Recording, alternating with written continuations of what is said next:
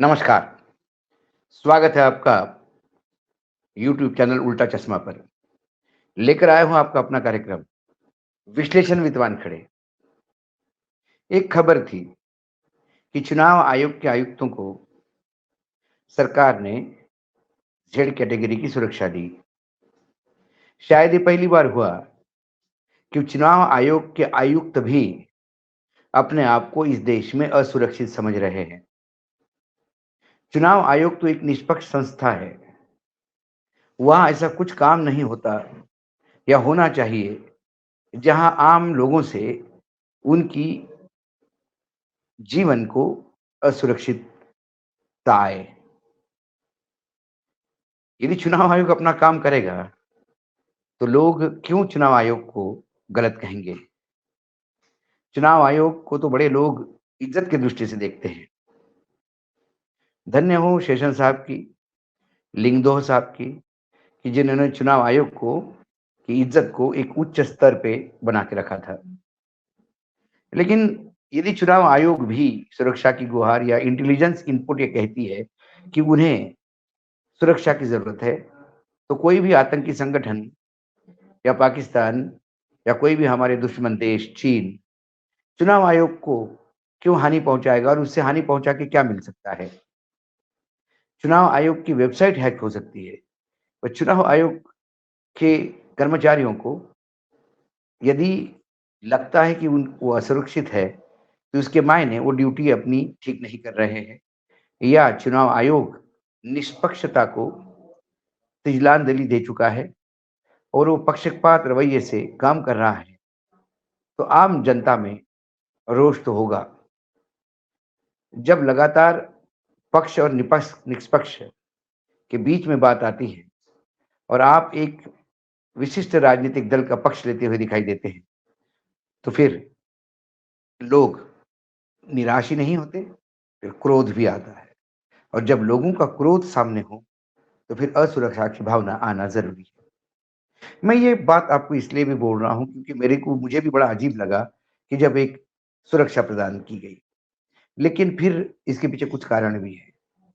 लगातार याद कीजिए, चुनाव आयोग ने तो अनाउंस भी नहीं किया था इलेक्शन की डेट्स, आचार संहिता भी लागू नहीं हुई थी। फिर भी राहुल गांधी को एक कॉशियस नोट चला गया था कि आप ये बोलो, ये ना बोलो, आप थोड़ी संयमता बरतें। लेकिन सत्ता पक्ष के लोगों के मामले में मानो खुली छूट दे रखी है। ज़बान में हड्डी नहीं, तो तमाम आचार संहिता की वो आदर्श आचार संहिता जिसको हम कहते हैं, उनको उनकी रोज़ धज्जियाँ उड़ती हुई दिखाई देती हैं। एक समय था जब इंदिरा इज़ इंडिया, देवकानंद बारुआ, इन्होंने ये कहा था, आसाम के नेता थे, तो पूरे देश में उनके खिलाफ रोष आ गया। एक देश 140 करोड़ जनता से बनता है। नेता उनका कोई हो सकता है, लेकिन नेता देश नहीं होता, या कोई भी नेता इस देश में देश से बड़ा नहीं है। ये तब भी लोगों ने बता दिया। ये चाटुकारिता की उच्चतम श्रेणी थी, जब किसी ने इंदिरा इज़ इंडिया ये बोल दिया था। इंदिरा गांधी का तो दौर निकल चुका है। कांग्रेस में चाटुकारों की कमी नहीं है, लेकिन भाजपा ये पार्टी विद डिफरेंस थी। भारतीय जनता पार्टी में सामूहिक नेतृत्व की बात हुआ करती थी। उस पूरे पार्टी का अब कांग्रेसीकरण हो गया है। इसलिए नहीं कि बहुत सारे कांग्रेसी उसमें आ गए हैं, इसलिए कि विचारों से ज़्यादा आचारों से, जो आचार होता है, जो आदमी की कल्पना होती है, जो आदमी काम करता है, उसके तरीके बिल्कुल इंदिरा गांधी वाले कांग्रेस के दिखते हैं। और तब इंदिरा जी का नाम पूजा जाता था, चाटुकारों के लिए वो सब कुछ था। आजकल नरेंद्र मोदी जी का नाम बीजेपी के तमाम लोगों के लिए वैसा ही है जैसा एक समय इंदिरा का नाम या इंदिरा जी का नाम कांग्रेस के लिए हुआ करता था। अब लोग मोदी में विष्णु का रूप देखते हैं। मोदी जी का मंदिर बनाने की बात करते हैं। मोदी जी का आशीर्वाद तुम्हें मिलना चाहिए, ये बात करते हैं। और ये बात कोई छोटे-मोटे छिछोरे नेता नहीं। जब पार्टी के अध्यक्ष, राष्ट्रीय अध्यक्ष जाके छत्तीसगढ़ में ये कहते हैं या कर्नाटक में ये कहते हैं कि आपको मोदी जी का आशीर्वाद लेना होगा। मोदी जी भले ही, क्योंकि 2024 में दाल इतनी पतली है कि आजकल वो कहते हैं कि मैं जनता के सामने झुकता हूँ, लेकिन अक्सर उनकी छवि एक भगवान की बना के रखी है। राम मंदिर न्यास के जो ट्रस्टी है, राय साहब, उन्होंने तो उनको विष्णु का अवतार कहा था। लेकिन मैं जिस बात का अभी संदर्भ देने जा रहा हूँ, वो उससे भी ज़्यादा भयावह है। शुभकरण चौधरी, ये झुंझुनू से बीजेपी के लोकसभा प्रत्याशी हैं। उन्होंने हाल ही में 4 अप्रैल को उदयपुर वाटी में 5 बत्ती मुख्य बाजार के पास सीनियर सेकेंडरी स्कूल है, उसी का पास का प्रांगण में एक सभा को संबोधित करते हुए जो कहा, वो लगता तो हास्यास्पद है, लेकिन आचार संहिता की धज्जियां उड़ाता हुआ दिखाई देता है। उन्होंने उदयपुर वाटी में कहा कि उदयपुर वाटी और देश की आन बान शान का चुनाव बन गया है। वो 2024 के लोकसभा चुनाव का रेफरेंस में बोल रहे थे।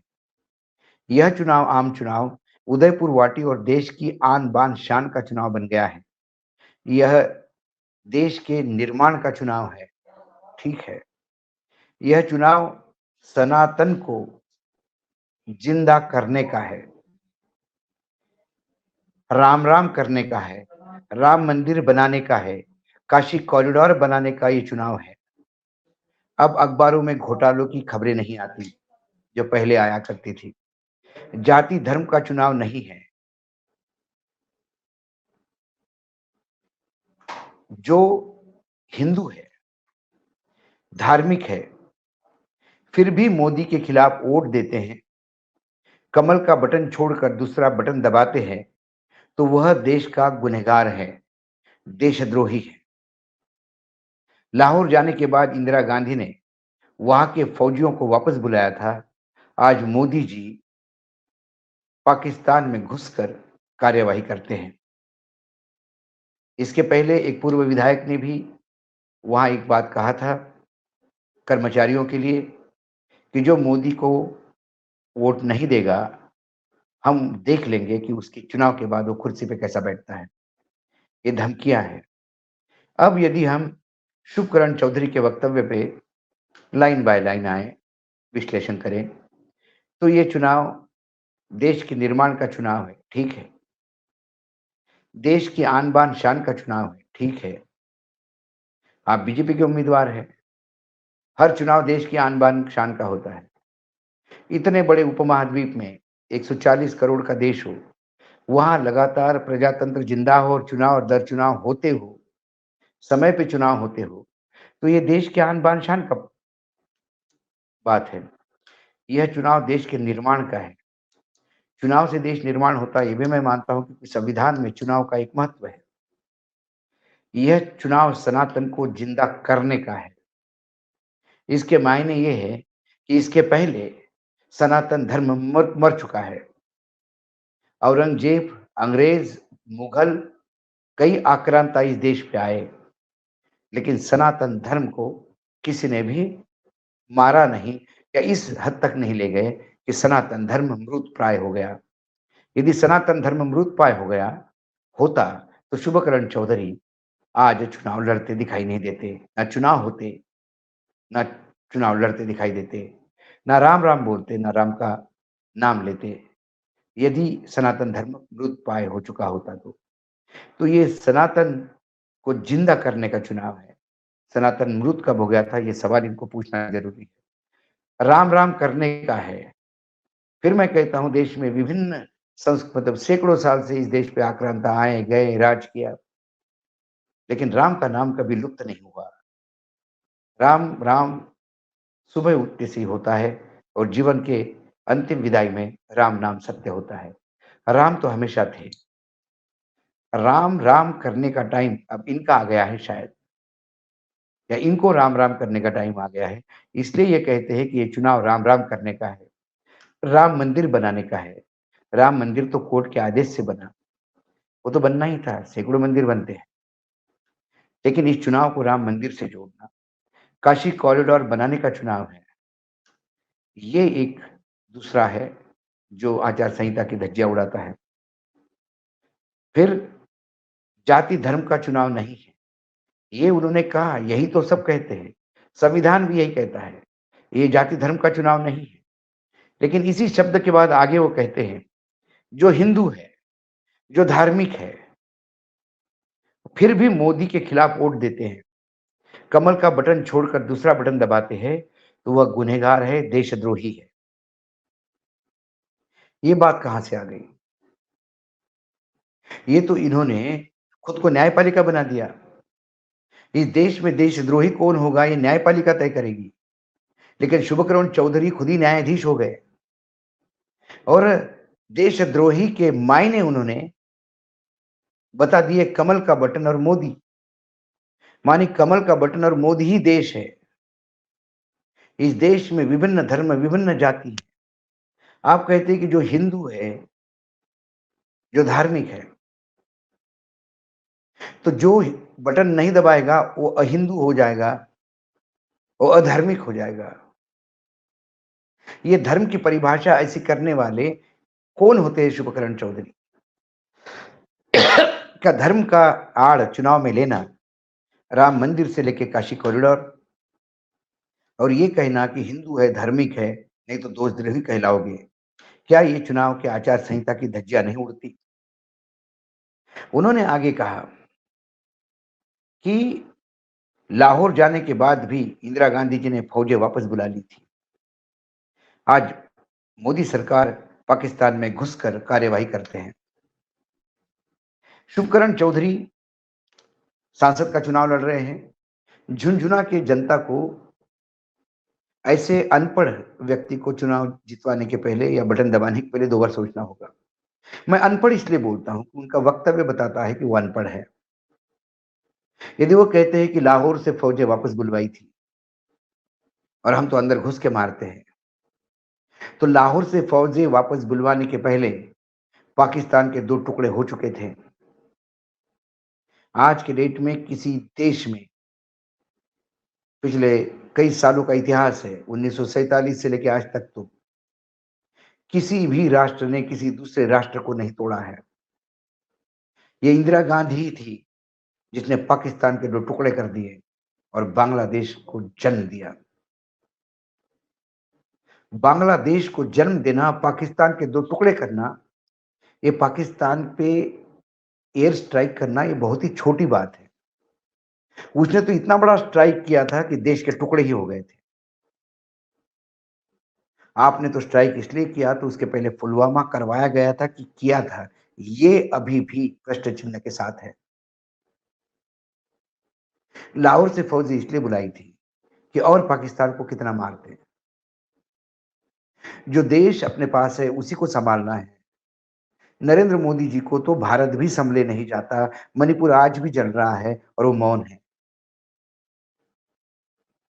चाइना भारत की जमीन पे घुसा है, नो मैन्स लैंड पे, जो 2 देशों के बीच में एक बफर लैंड होती है, उस पे कब्जा कर भारत की भूमि को नो मैन्स लैंड बनाना, भारत की भूमि को बफर ज़ोन बनाने का काम किया, तो एक तरह से हमने भूमि खोई है और हम मौन हैं। एयर स्ट्राइक के बाद, नोटबंदी के बाद, 370 के बाद आतंकवाद खत्म होगा, एक हमें गारंटी दी गई थी। लेकिन जैसे कि मोदी की हर गारंटी फेल हुई, आतंकवाद वाली भी गारंटी फेल हो गई, नोटबंदी भी हो गई, एयर स्ट्राइक भी हो गई, सर्जिकल स्ट्राइक भी हो गई। उसके बाद 370 भी आया, लेकिन आज भी आतंकियों का तांडव जम्मू कश्मीर में बरकरार है और हमेशा खबरें आती है कि 4 आतंकी मारे और हमारे 2 शहीद हुए। आतंकी सैकड़ों भी मर जाए तो मुझे मेरे माथे पे शिकन नहीं आती, लेकिन एक भी जवान शहीद होता है तो पूरा भारत रोता है। ये क्रिकेट का स्कोर नहीं है कि उनने हमारे 23 मारे तो हमने उनके 40 मारे, जो प्रधानमंत्री ने कहा था। उनके 4000 भी मेरे 4 से भी छोटे होते हैं, क्योंकि वो मेरा देश है। इन्हें इस महामहिम व्यक्ति को, शुभकरण चौधरी को इतिहास पढ़ने की जरूरत है। इसीलिए मैंने अनपढ़ कहा। लेकिन माफ कीजिएगा, लेकिन इनकी शिकायत जाने के बाद भी चुनाव आयोग मौन रहेगा। ऐसी खबरें चुनाव आयोग के सामने रहती, जो संज्ञान लेना चाहिए उनको, वो भी मौन रहेगा। क्योंकि मैं हमेशा कहता हूँ, चुनाव आयोग महात्मा गांधी के 3 बंदर हो चुके हैं। महात्मा गांधी की 3 बंदर बोलते थे, बुरा मत देखो, बुरा मत सुनो, बुरा मत कहो। ये 3 कहते हैं, सरकार और मोदी जी के खिलाफ बुरा मत सुनो, सरकार और मोदी के खिलाफ बुरा मत देखो, सरकार और मोदी के खिलाफ बुरा मत बोलो। आज इतना ही। कल फिर आता हूँ किसी विषय के साथ। तब तक के लिए नमस्कार। देखते रहिएगा यूट्यूब चैनल उल्टा चश्मा।